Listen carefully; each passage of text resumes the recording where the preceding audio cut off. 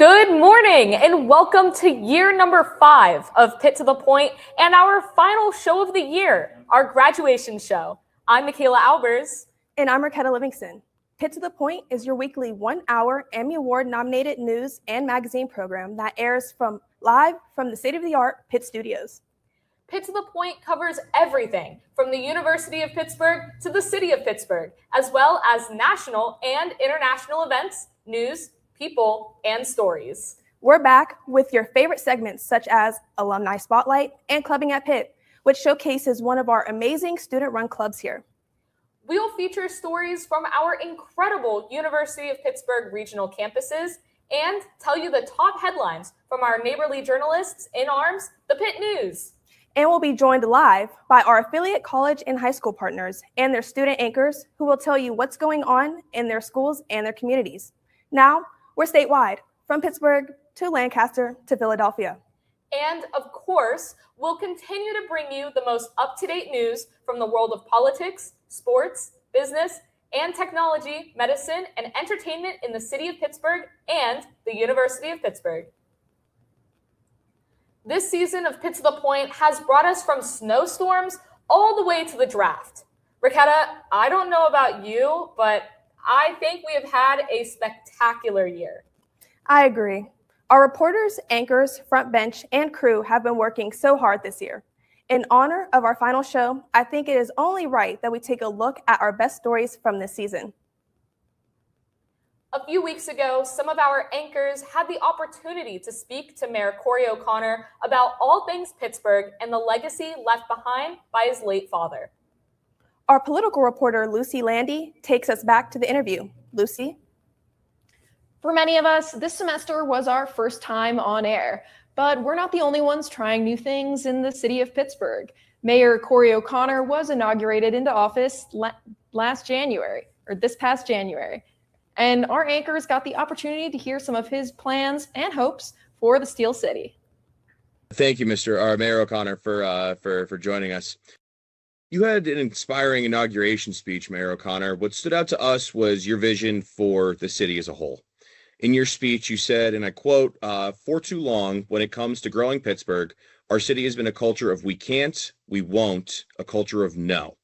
Now it is time to change Pittsburgh's culture. It is time to become a city of hope and optimism, a Pittsburgh where each and every time we can get to yes." Where does that city of yes vision come from? Obviously students, the talent that we have in Pittsburgh, and it's obviously Pitt, but other universities as well, how we can capitalize on that. And I think for far too long, when people have come to Pittsburgh and have proposed a project, look, not every project is going to be great. We understand that. But how do we get a balance where a project gets done? This is for the mom and pop store that wants to open in a neighborhood business district, but doesn't have the ability to wait 4 months for a permit. So things like that go a long way in showing that we want you in Pittsburgh. And if you're already here, we want you to be that anchor tenant in your neighborhood. And that's where it's got to be a culture of, yes, we can figure it out and let's get to that yes, because then it shows more progress, but more opportunity for more residents. And speaking of the NFL draft, on April 23rd, 24th, and 25th, the National Football League descends on Pittsburgh. Can you please share your excitement about this? Oh, we're excited. We're a little stressed, but we're excited. I think it's a great opportunity to sell the city in two ways. One, all the thousands of plus people that are going to show up. So showing off our city that week is going to be very important. Showing them, the culture that we have, the great food that we have, the art, the music, all of the things that we love about our city, you're going to experience it firsthand. But then also when you have millions of viewers, it's now our time to tell Pittsburgh's news story about robotics, about tech, about entrepreneurs, about neighborhoods, about I can go on and on. Those things that we love so much about Pittsburgh, just on a worldwide scale that we haven't done in a while. We would like to end with this. Your late father, the Honorable Robert O'Connor, served as mayor of the city of Pittsburgh 20 years ago. What lessons, either political or maybe life lessons, did you learn from your father? Yeah, no, good question. Well, the number one thing he had it on his desk was the number one priority are the people of Pittsburgh. And, this desk and this office belongs to them. So, be out in the neighborhoods. Don't always, as I'm sitting behind the desk, I shouldn't say this, but don't always sit behind your desk. Go out and meet people. You're going to learn more in the neighborhoods than you would from spending millions of dollars on study after study. And I think that's the type of leader I want to be. Just to hear from everybody, because a lot of people feel that their voice isn't heard. But if you're out there and you're approachable, that's something that goes a very long way. And remember that, the people are, right, and that we have to, try to accommodate them as best we can.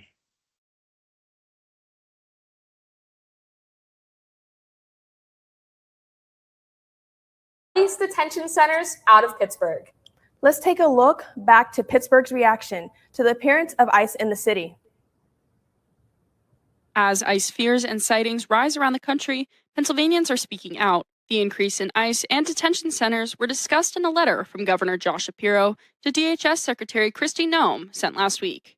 In it, Shapiro addressed DHS's plans to build immigration detention centers from warehouse facilities in the Berks and Schuylkill counties, saying his administration will, quote, aggressively pursue every option to prevent these facilities from opening and needlessly harming the good people of Pennsylvania.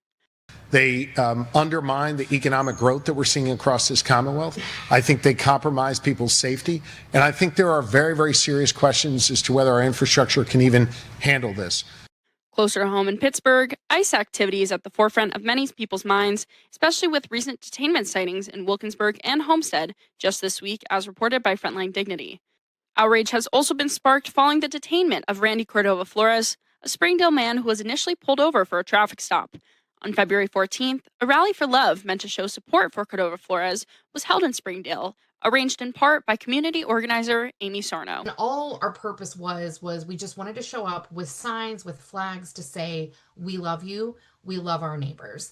And that was the mission going in. Despite the joy and love Sarno says was abundant at the protest, headlines were made after a passing motorist provoked demonstrators and allegedly punched one of them. The man driving by, threatening attendees as they all calmly stood on the sidewalk with their signs, and then stopping his car to show some physical presence and aggression. That was handled very quickly. It was over, I want to say, within 3 to 5 minutes, very early on in the protest, and honestly really forgotten about, I think, by many people there, outside of the people who were really affected on that side of the street and screamed at and threatened. But it was not a large part of the day. After the rally, demonstrators continued to fight for their mission during the Tuesday night Springdale Borough meeting, where they spoke out against 287G agreements. This is great. You showed up and held a sign on Saturday, but you have to go and speak at this meeting. And people did, including young people. So that was exciting. There was really no response from the council or anyone there. But, we have to hope that things were heard, and we have to keep encouraging people to write and keep showing up. Members of both the Springdale community and larger Pittsburgh area came out to support Cordova Flores and the Rally of Love. When asked about this show of support, Sarno said, "It's overwhelming."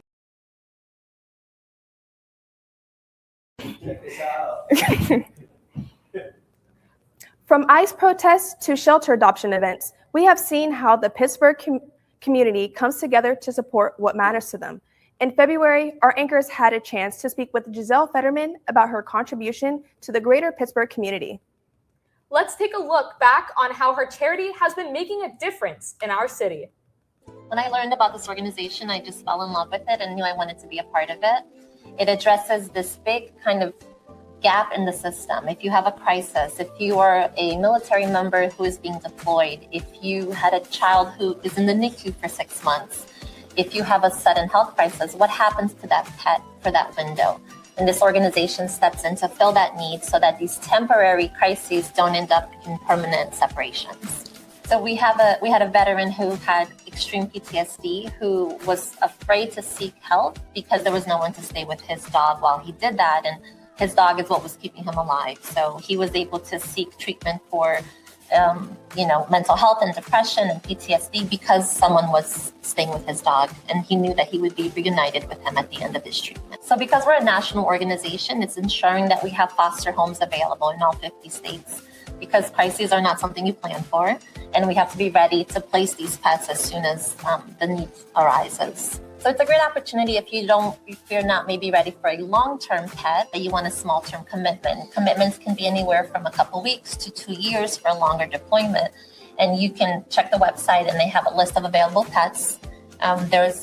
We've placed many in Pittsburgh over the years, and you can open up your home to a pet, your couch, extra belly rubs. You could also share our work online. There's always pets we're looking to place and also donate to the organization. I think we're here to help each other, and I'm always looking for ways to continue to expand that. I think it's important to continue to do this work quietly, is how I like to go through my work. I've supported pets a lot. We do a lot of pet pantries through the free store, but this is another need that I guess never thought of until I learned about this organization. What happens to that dog or cat if you're suddenly living at the hospital for 6 weeks so you can heal? So it's a great honor to be able to be there for someone so they can heal or they can serve. I think my ADHD is definitely my superpower, and whether it's firefighting or the free store or this kind of work, for me, it's a gift that I can not feel boxed into one theme and really work on a lot of things that I care about. For me, it's very freeing. I would really struggle with one role, the way my brain works and the way that I really need to be constantly doing different things. So for me, like firefighting was a really great addition to my work because every single day it's a completely different challenge. But, when I'm placing pets like Fluffy and Snoopy in homes all day, that also brings immense joy. And I'm at a point in my life that I have to do things that fulfill me, but also bring me joy. And I kind of won't budge on that. And maybe someone is watching who is going to face a health crisis and will need our support. So there's, of course, a great benefit in that way. Up next, we will continue bringing you some of our best highlights from this season. From interviews with a rabbi to women's hockey, we are excited to share our favorite stories from this year right here on Pitt to the Point. What's up? I'm Colin Ferguson. My favorite memory here at Pitt has probably got to be all the time that I got to spend traveling with the various sports teams, calling games for WPTS radio, really getting to know Pitt sports and what it is all about from the inside. Hi, I'm Noah Dan, and my favorite Pitt memory, there's a lot because I got 5 years worth, but it's definitely the broadcasting club stuff. I've done the hockey games, but most importantly PDM. I think that's my favorite event. Done it all 3 years. I've been a part of the department, and so I've loved it. And that's over the 5 years, the broadcast club is definitely my favorite memory. All right.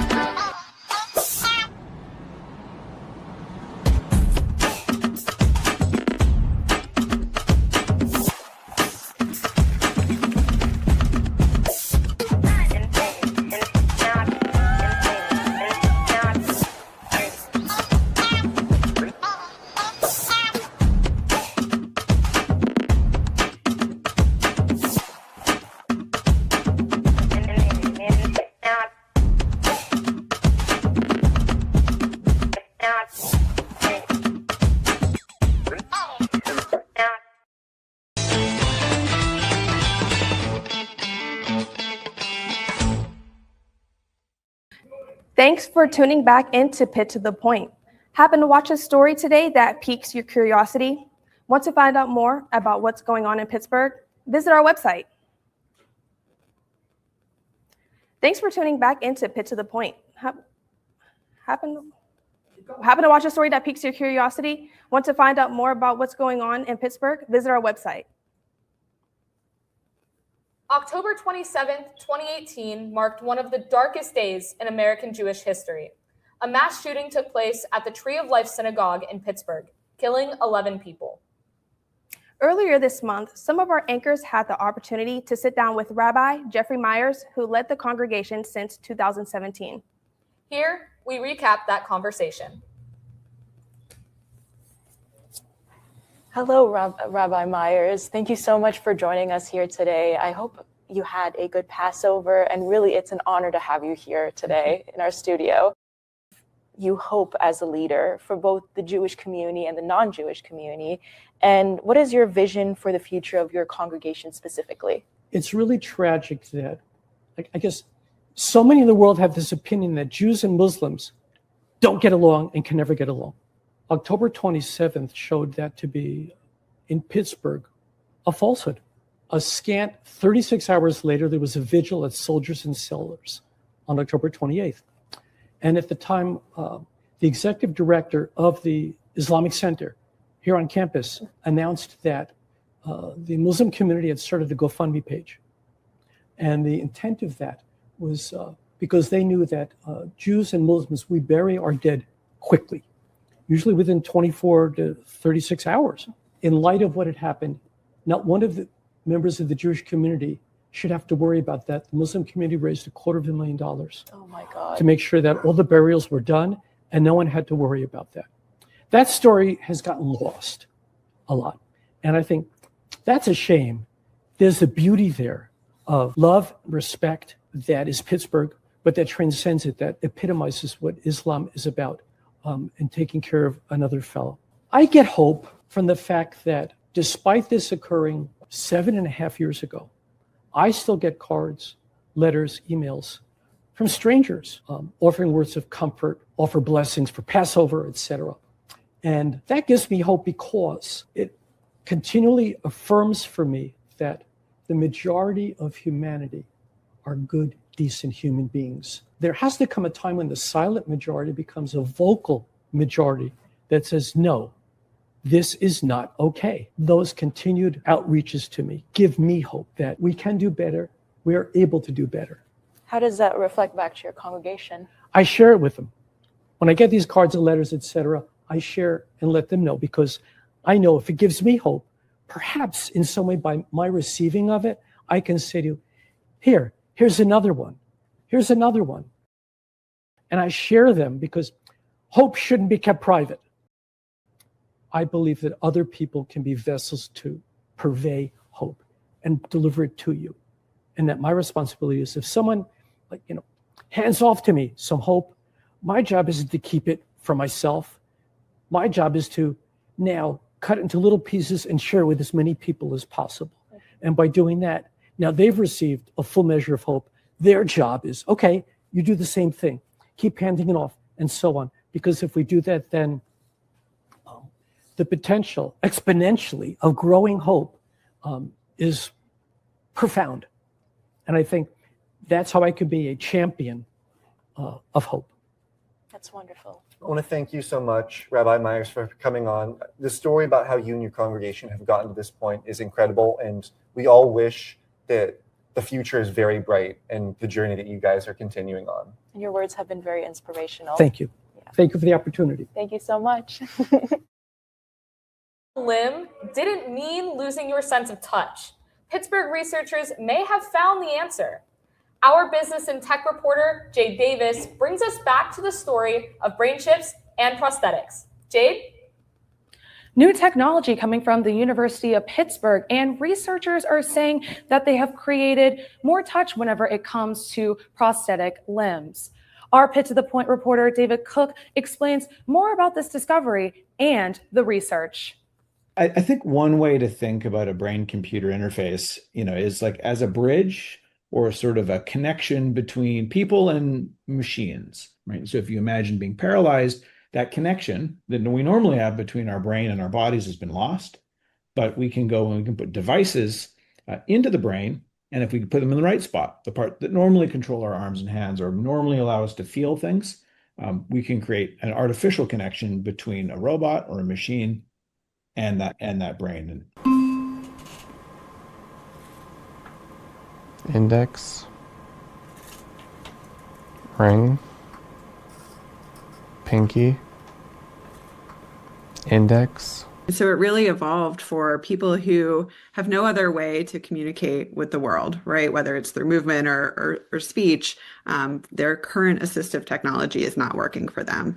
And so the idea is to try to tap into signals in the brain that still remain intact after injury and enable them to regain that ability. In our study, we implant electrodes into the motor cortex. So this is the part of the brain that typically controls movement. And we have electrodes that record from, there's about 200 electrode tips that record from either single neurons or small groups of neurons. These are the cells that actually like send the command to your muscles to move, right? And we can listen to those patterns of activity as people think about moving. If you've ever been to the dentist and you've had, your tooth frozen, you know how difficult it can be to even just like eat a little bit of food if you can't feel what you're doing. And so the idea is that if we really want to try and create high performance, functional arms and hands for people who cannot otherwise move, the excellent motor control that Jen and her team work on, is an absolute prerequisite that has to be there. But if we don't also have the sensory component, that like the ability, the top level performance we'll be able to achieve just isn't high enough. Another word that often gets used for these individuals is pioneers, and they're really participants and partners in the research, really more than they are people that we do experiments on, right? It's very much, people that have, sort of chosen to work with us, which we're really grateful for. I mean, this kind of work just does not happen without the huge amount of dedication that they put into that. They have really unique experience from being in this study that helps guide the field as a whole, not only our lab, but their feedback about what the device is doing well, what it doesn't do well, what they would like it to do, really does sort of drive innovation and motivate further development in the field. And so, yeah, I'm really grateful to get to work with people in our study and really appreciative of the time and commitment that they put in. At the University of Pittsburgh, they are turning science fiction into reality and helping those in need. For Pitt to the Point, I'm business and tech reporter Jade Davis. Michaela. Thanks, Jade. We've had the opportunity to highlight some of the many clubs here at the University of Pittsburgh throughout this season. Today, we are looking back at a club that showcases the passion of the performing arts. With over 200 students, this club puts on various performances for the university throughout the year. Ballet Club is a completely student-run club. We put together a production each semester, and we make up our choreography, we put together our costumes, stage, set, everything. And it's basically open to anyone who wants to do ballet. So we do auditions, but we don't cut anyone. We, in the past, usually try to get dancers in 2+ dances per show, but obviously as more people join the club, there's less slots for everyone to be in multiple dances. So I think trying to stick to that and not cut people short of how much stage time they have is one challenge. So each fall we love to stick to tradition around Christmas time. So every fall we do Nutcracker. We usually have the same dances each time. We have different choreographers each year, so it's always interesting to see each student's vision for each traditional Nutcracker dance. And then for the spring, we do a mixed variety show. So we not only include ballet as a style, but also different versions of dance. So we'll have jazz dance, we'll have hip hop, we'll have tap, just to have a whole mix. So each year our spring show does change. In the past 2 years, we've done Alice in Wonderland, we've done Wizard of Oz, but for this year we're doing Sleeping Beauty, which is super exciting. Sleeping Beauty, it will be April 25th. Yes, April 25th, 12 and 4 p.m. So we're super excited. Weekend before finals, but it could be a study break for whoever wants to come and watch. We are a really big club. We just hit the 200+ mark last semester for Nutcracker. So we have a lot of chefs in the kitchen when it comes to e-board. Our e-board is comprised of 10 people. My role personally is administrative vice president, so I help book the stage and auditorium, get the contract settled for that, funding and everything. Since we do expect an increase in dancers, I think we're always keeping in the back of our head whether we need to add more dances to the production. And another thing is funding. If we need to, purchase more costumes to make sure everyone's in something that they're comfortable with. I think Ballet Club connects everyone in one way or another. But yeah, you are bound to know someone who knows someone who's in Ballet Club. Yet, we are only halfway through our year in review. Up next, we are looking back at some of our favorite Pitt sports, highlights, and entertainment stories. Hi, I'm Zach Hankins, and my favorite memory at Pitt has been doing all of the amazing film sets with my fellow film majors, working crew with all my amazing friends, and I'm really going to miss that. I'm Michaela, and my favorite memory at Pitt was actually my very last Pitt Dance Marathon with the Broadcasting Club. It was the first ever broadcasting event I did my freshman year, and it was a full circle moment, and I did cry. But I love doing those events with my friends, and I'm going to miss it.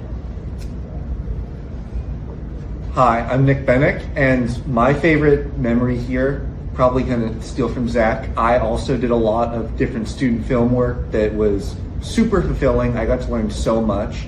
And I'd say it's that, and then getting to just meet so many wonderful people through the different programs, activities, clubs at Pitt. I got to meet some close lifelong friends here, and I'm happy to have done it.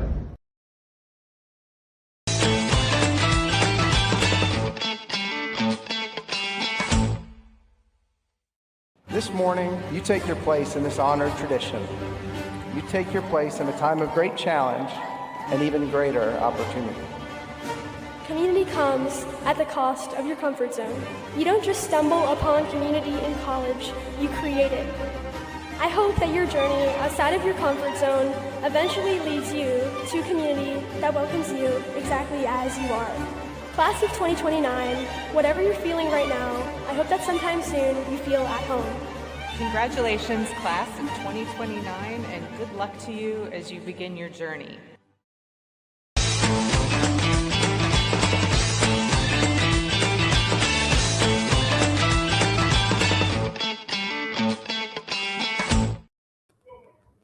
Women's hockey continues to grow, showcasing talent and inspiring people all across the world with some impressive performances throughout the season. For more on this topic, we turn to our city sports reporter, Ryan Tarabukia. Ryan? Earlier this year, we saw a multitude of different countries make history during the Olympics in Milan. For the U.S., hockey, and more specifically women's hockey, was one of the country's most dominant, victorious groups amongst their record-setting 12 gold medals during the competition. Let's take a look at how this U.S. women's hockey team was able to become triumphant in Milan. I'm currently an advisor to the Pittsburgh Penguins Elite, which is technically I'm an advisor to the Pittsburgh Penguins who oversee the Pittsburgh Penguins Elite. And I'm an advisor to them on exclusively girls hockey related matters. So I help the program kind of guide them, help identify players that might be good candidates for the program, but also help the current players as they're looking to move on and get scholarships for college hockey. And so I work with the families and the team. All of these ladies are role models for those girls back in Pittsburgh. And, it kind of makes a connection because they're not that much older. And it's like, there's that connection where they can see it. And it's sort of like the saying, if you can see it, you can be it. And, they think like, wow, she was just playing in our organization, 5 years ago. And so, they can see that and, maybe they knew of them when they were young and in the organization, but now they've grown up and seeing them as role models. And certainly Layla has taken on the responsibility that, to be a person of color and to be the first Black woman to ever play for Team USA. She didn't have any Black role models in hockey when she was growing up. And so for her, it's really been amazing to see that transition, that she really takes it seriously and wants to be a good role model. And actually, one of the greatest things I saw was just a little white girl was just so excited to meet Layla, and it transcends race or, but it is like hockey is not a traditional, it's not a traditionally Black sport. So for her to be able to do that and to take on the role seriously, it's really been amazing to watch that team and Team USA. They all really like each other. They have good camaraderie. They support each other, whether they're playing or not playing at that moment. And it's really great to see the maturation of these, girls into now ladies. Following the women's clutch overtime victory, the men's team was able to claim a gold medal of their own, defeating Canada 2-1 in the final. For Pitt to the Point, I'm City Sports reporter Ryan Tarabokia. Raketa, Michaela? Thanks, Ryan. The University of Pittsburgh has a strong history when it comes to its Pitt alumni. For today's Alumni Spotlight, we are highlighting someone who you may have heard of, Therese Pittman, who graduated in 2022 with her master's in public administration. Let's take a look at her achievements before, during, and after her time here at Pitt.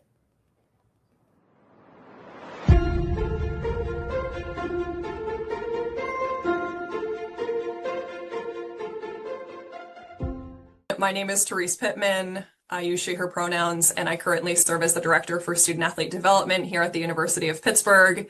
I have my undergraduate bachelor's degree from Siena College and my master's from Pitt in public administration. I also am pursuing my doctorate in education here at Pitt as well. So I was hoping to earn a Division I scholarship to play lacrosse, and that's what had happened. So I ended up starting my career at Binghamton University. After my sophomore year, ended up transferring to Siena College. And then because of COVID, I had an extra year of eligibility. And so I went into the transfer portal, and that's when I received the call from head coach Emily Bossino to come and help play and start the inaugural lacrosse program at the University of Pittsburgh, and I could not say no to that. So I came to Pitt to play lacrosse, to get my master's degree, and I was so excited to pave the way for more women in sports to come through the inaugural program. Big claps to our women's lacrosse program for being ranked in the top 25 right now. That is an incredible feat. I feel incredibly honored and proud to be a very small part of the Pitt women's lacrosse legacy. I came back to Pitt after a year of working at the NCAA and worked in student affairs for some time before popping back up here to the athletic department. And I always say that this is my dream job, and I couldn't be happier to be in this position today. Every week and every day looks so different, and I wouldn't change it or want it any other way. I would say one day I might be meeting with student athletes to review their resumes, apply for graduate school, or maybe prepare them for interviews that they have coming up. The next day I might be facilitating a leadership workshop. The next day I could be grabbing coffee with an alumni to talk about how they want to be involved with life skills and giving back to our student athletes. There's a lot of different avenues that we take to prepare our student athletes, but I will say that each one has a very different path, and it would be unfair to treat them all the same way.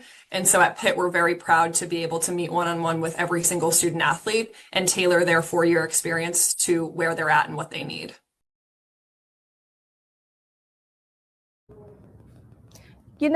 Michaela, I think it's amazing how we're hearing about women's sports today. I couldn't agree more. Let's toss it over to our Pitt sports reporter, David Cook, for more on the women's lacrosse team here at Pitt. David? Pitt women's lacrosse is off to a record-breaking start as head coach Emily Boissonel, in just her 4th season at the helm, is already in the top 25. With an emphasis on high tempo and athleticism, these Panthers are a force to be reckoned with.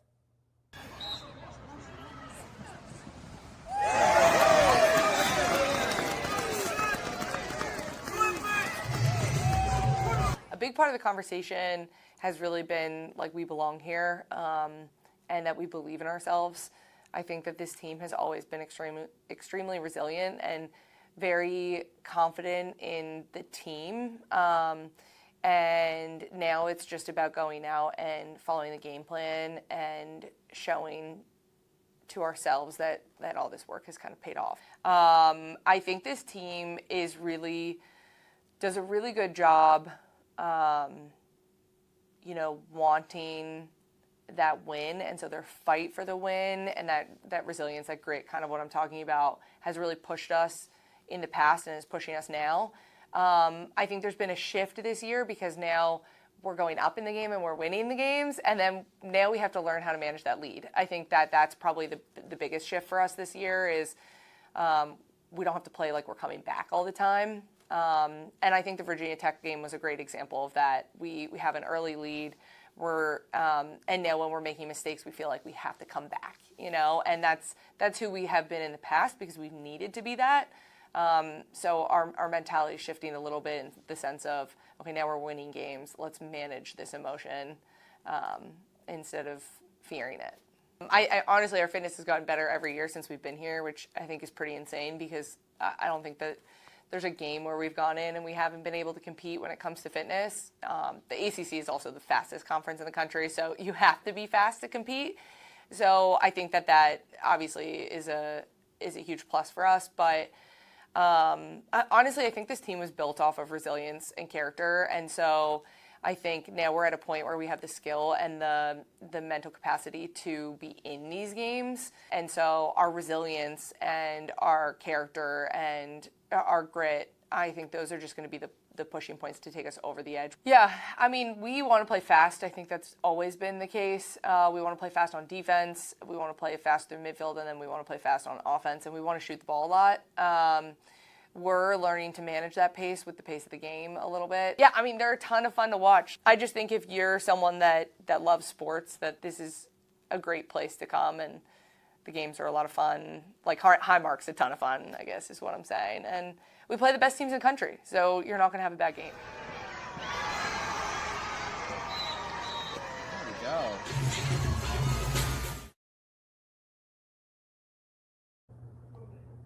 It's an exciting time for the Pitt women's lacrosse team. For Pitt to the Point, I am your Pitt sports reporter, David Cook. And now to your regional campus reporter, Farah Hindawi. In February, Pitt Bradford's men's basketball team did not qualify for the Allegheny Mountain Collegiate Conference.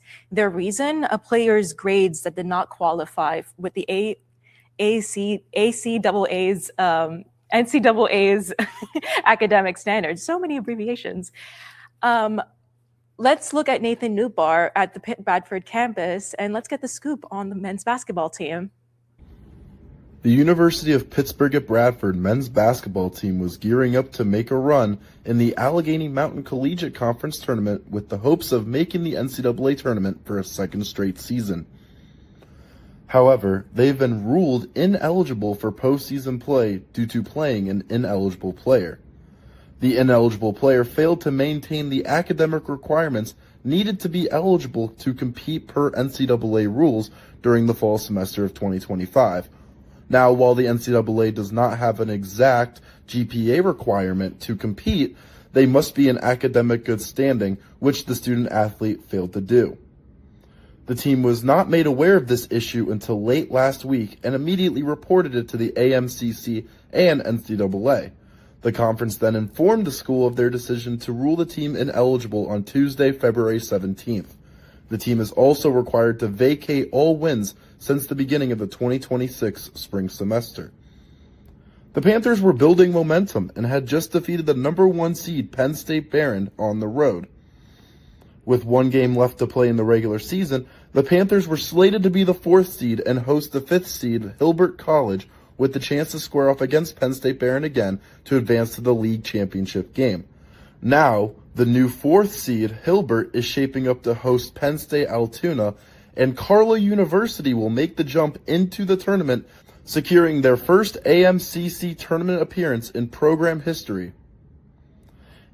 In an email sent out to players and faculty, President Richard Esch stated, We feel very badly for our hardworking players and coaches who have been putting together a strong season, but also recognize the importance of the rules and policies that are in place to support our student athletes and maintain the integrity of intercollegiate athletics overall.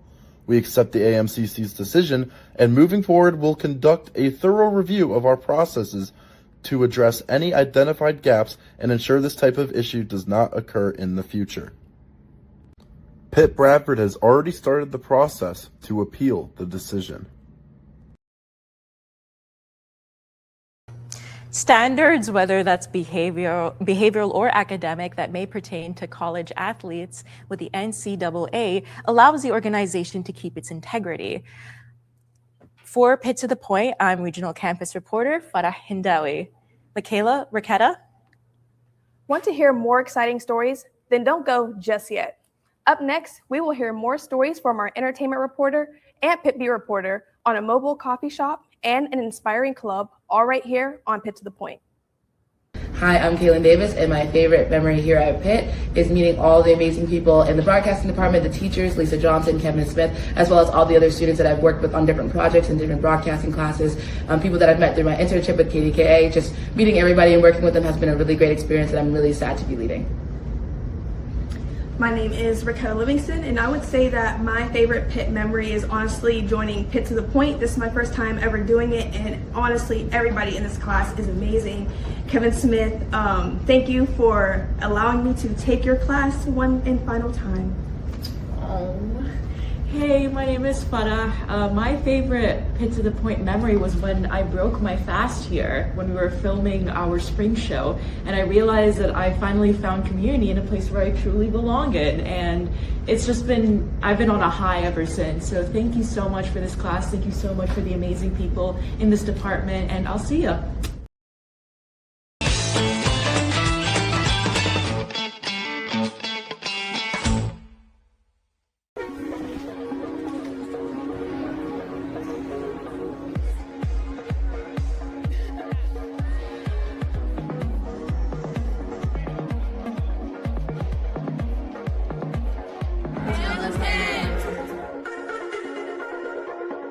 You are why we believe it's possible at Pitt. We each became a part of something larger than ourselves. Paige Allen. Thank you.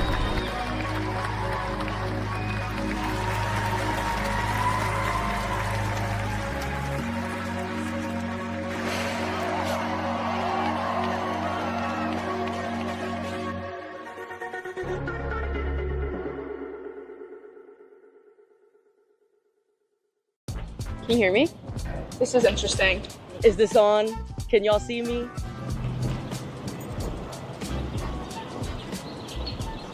Do I just talk? Pitt basketball beating WVU in the backyard brawl. Favorite Pitt memories running out during the backyard brawl. Pitt's a beautiful place. I'm graduating in a couple weeks. I'm really sad about it. I really am so grateful for the time I've had here. My favorite Pitt memory was defending my thesis this year. And ever since the first day of classes, we've been friends because we're directionally challenged. My favorite memory was all the times I spent with my friends. I should do it. Working on a movie with one of my good friends. My favorite Pitt memory was winning Backyard Brawl at like the last second because I was going to leave. Going to the Pitt volleyball games and seeing them beat Penn State and Louisville and all the people. My favorite memory is the photo shoot we just had for the ballet club at Pitt. My favorite Pitt memory this year was winning the backyard brawl. H2P, baby. And I just finished my last German class and I started tearing up because after 5 years we finally did it. So yeah, that's probably one of my favorites. It's like nice out, it's beautiful, and I'm like so happy. Bye!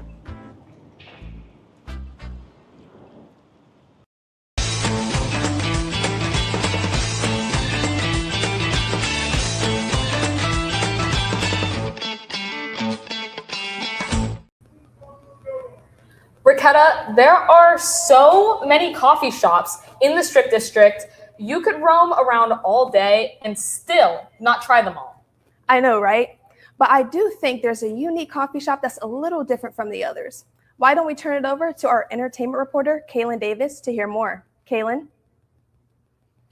The 2026 NFL Draft came to a close this past weekend with over 150 local businesses providing their services through the Draft Source program. One of those local businesses was the Roaming Bean, which is a mobile coffee shop. Pitt to the Point's Jay Davis was able to meet with business owner Penny Felino to understand what makes their coffee so special. Entertainment reporter Jay Davis, and who am I here with today? Penny Felino with the Roaming Bean. Okay, so can you tell me a little bit about this drink that you have here? Sure, that's our Sweetheart Matcha. We use ceremonial matcha. We put a vanilla base of 1883 all natural syrups in there, and then we make the lavender cold foam. That sounds delicious. I'm going to try this one. I'm also a matcha lover, so I'm really excited to try this one. This is really good. It's really smooth. I really like the lavender cold foam. I know that's something that's really hard to make. It's delicious. Okay, so let's talk about this one right here. So this is made with an alternative milk. It's actually our raspberry waffle cone, which is our famous waffle cone. It's raspberry this month because of the Love is Brewing menu. And we did put some little sprinkles on top too for you, so definitely taste that one. Aw, that's so cute. And I love the stickers. Okay. This is really good. I really like the smoothness of the coffee, and you can really taste the cold foam. It's delicious. Okay, so let's talk about some of these down here. Can you tell me a little bit about some of these sandwiches? Sure. So we get Mancini's bread delivered every morning. We also use Willow Bend, famous homemade English muffins. So we craft all our sandwiches here. We do have quite a variety of sandwiches. We'll have some Lenten specials coming up as well. But this one is the Pittsburgh Brekkie. This one is a Pittsburgh favorite. It has double egg on top with sausage, hash browns, cheddar cheese. We make a spicy mayo, and of course it's served on the Mancini's twist. Yum, that sounds so good. I'm going to try this one right here. Hear that crunch? It's delicious. So it's one of those COVID things where we got bored. We couldn't travel too much, so we decided to take an old horse trailer and make it into a coffee truck. I think what makes us a little bit different is the coffee. Currently, we have a 3-country blend. We're working on a 5-country blend. The biggest secret was trying to keep this a secret for over a year while we were building it.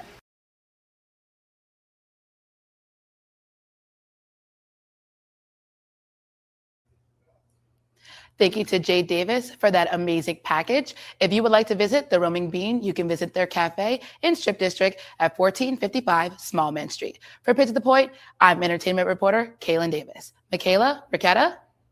Thanks, Kaylin. We have been fortunate to host many guests here on Pitt to the Point. Now, we look back on an exclusive interview with Lionsgate executive and film producer John DeLaverson, a Pitt alum and founder of the Pitt in LA program. From a small town to Hollywood, John DeLaverson continues to inspire many Pitt students. I'm just sitting in my office at Lionsgate, and it's 2005, and someone that knew both of us connected us, and Carl said, listen, I'm doing this idea is Pitt in Hollywood, and we're going to have a picnic in the park in Beverly Hills, and we're going to unite all of the people from Pittsburgh who are working in the film business. And I said, well, Carl, it's going to be you, me, and a sandwich.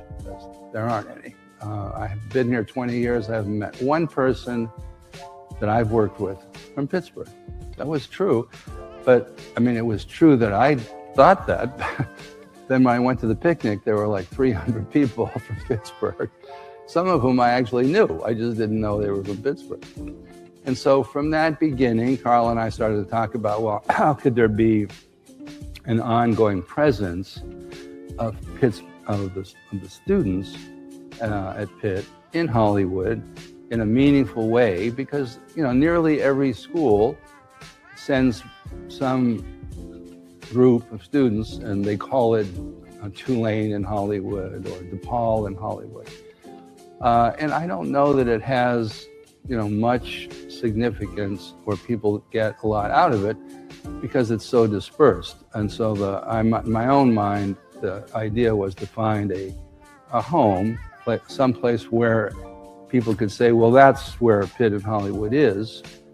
And since I was at Lionsgate, we got Lionsgate to be that home. And so the offices of Lionsgate serve as the classrooms for the students that are there.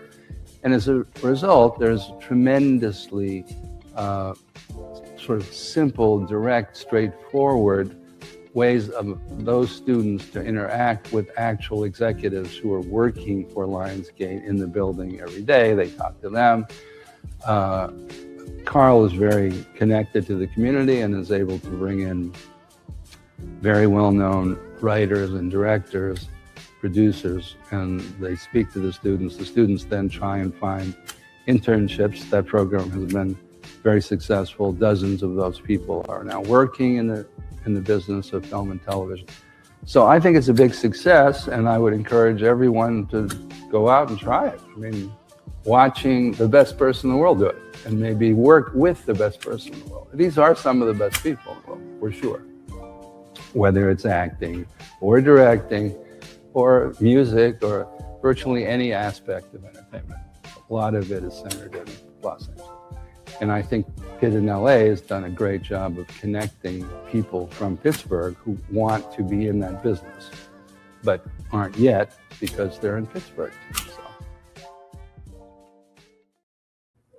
We are almost at the end of our last show of the year, but it's okay. We still have a few more stories to check out. Stay tuned for more messages from our graduating seniors and an inside look at a special organization on campus. Next on Pitt to the Point. My name is Nathan Newbar, and my favorite Pitt memory was when DeMarco Minor hit that game-winning heave against Ohio State, and I was courtside working cam up for ESPN2, just kind of being front and center for that, and that roar. That was just a peak memory for sure. My name is Farron Levitt, and my favorite memory was taking the front bench class with Lisa Johnson because it led me down the path of what I'm doing post-grad. I am Ryan Tarabokia, and I would say my favorite memory has been being able to call games with ESPN Plus and WPTS, and also just being able to spend a lot of time with my close friends and my roommate.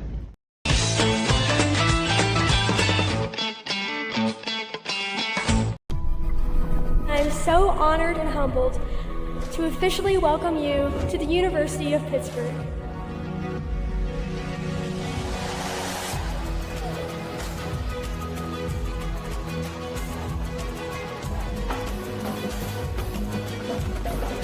Never in our 238-year history has a Pitt education been so much in demand.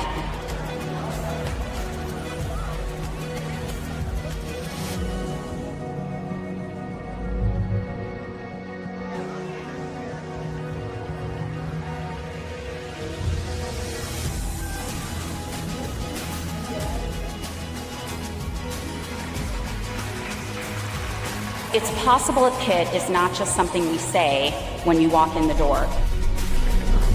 Hail to each of you, hail to possible, and hail to Pitt. What if you had over 30,000 big thinkers and believers behind you? In a city connected to everything? Well, you'd probably find yourself doing something truly incredible.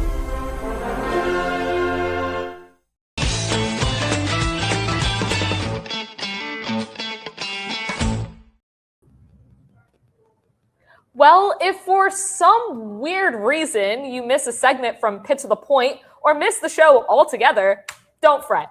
We've got a website for that. The Pitt to the Point website, pittothepoint.com, has all of your favorite stories from politics to sports to entertainment, plus plenty more. Not only can you see clips from today's show, but you can also read about the topics that interest you. On top of that, we also have exclusive articles from your favorite Pitt to the Point personalities. That's right.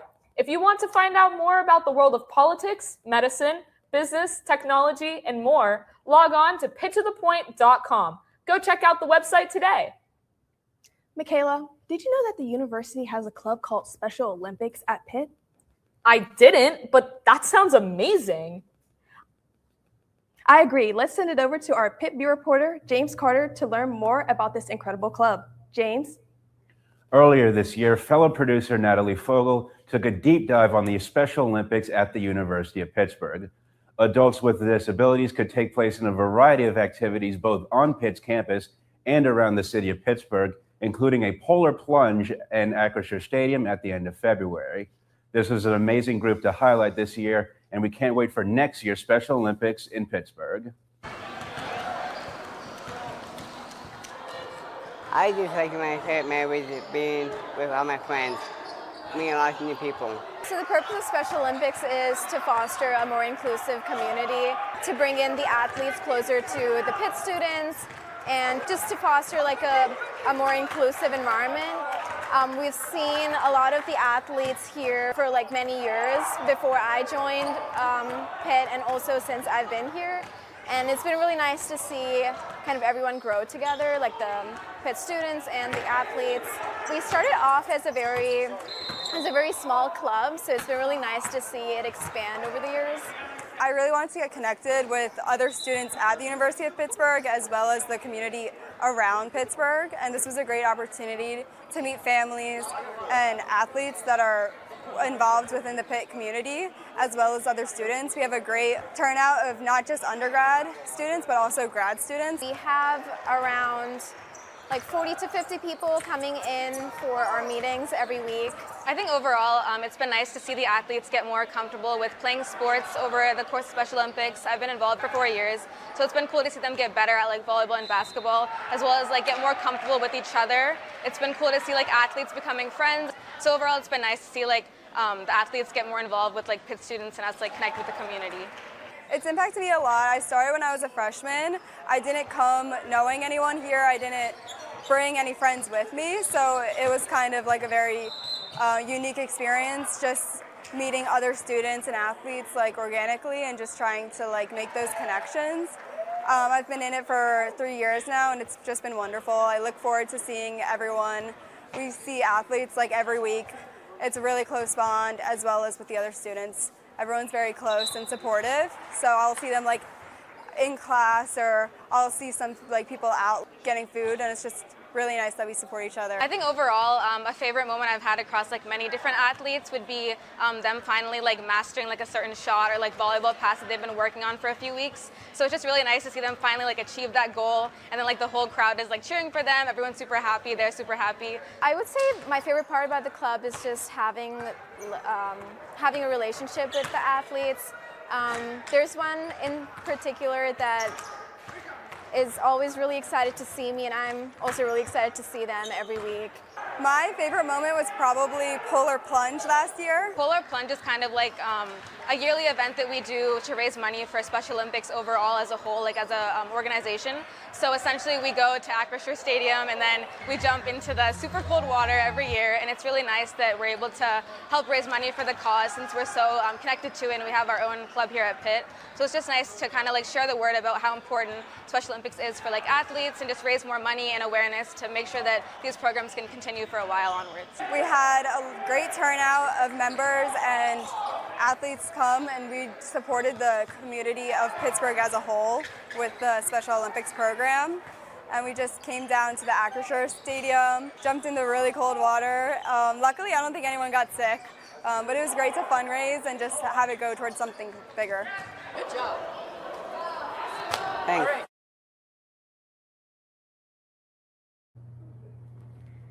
We'd like to thank Natalie Fogel once again for working on this amazing package, highlighting this amazing group of people and all the fun activities they do around this campus and our great city. For Pitt to the Point, I'm Pitt Beat reporter James Carter. Michaela? Thanks, James. Well, it looks like our time here at Pitt to the Point is coming to an end. But do not worry, Pitt to the Point will be back for the 2027 season. It has been our honor to help deliver all the latest news from across the city and University of Pittsburgh, as well as around the world one last time. We want to thank everyone in the studio for making this show possible. And to all the seniors, good luck on all your future endeavors. For one last time, I'm Michaela Albers. And I'm Raketa Livingston. Thank you for watching Pitt to the Point.